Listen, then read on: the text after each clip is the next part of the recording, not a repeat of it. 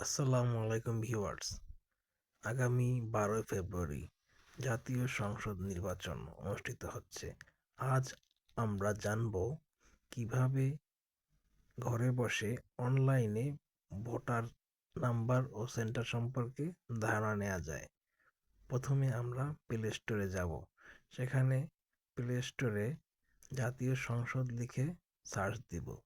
পরে যে সার্চ বারে প্রথম যে অ্যাপসটি আসবে স্মার্ট ইলেকশন ম্যানেজমেন্ট বিডি, ওইটা ইনস্টল করে নিব। দেন ওপেন করে ভাষা নির্বাচন করে নিব, বাংলা অথবা ইংলিশ।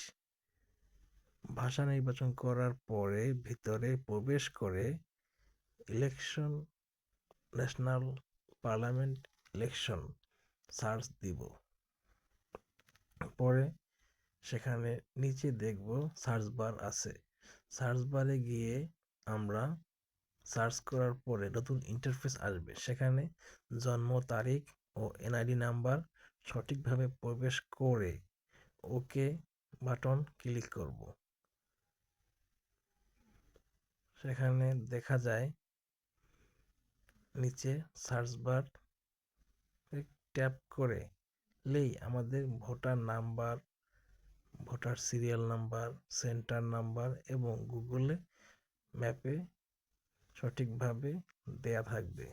এছাড়াও আমরা নিজ নিজ বিভাগ, জেলা এবং আসন নির্বাচন করে প্রার্থীর ডিটেইলস আমরা জানতে পারবো।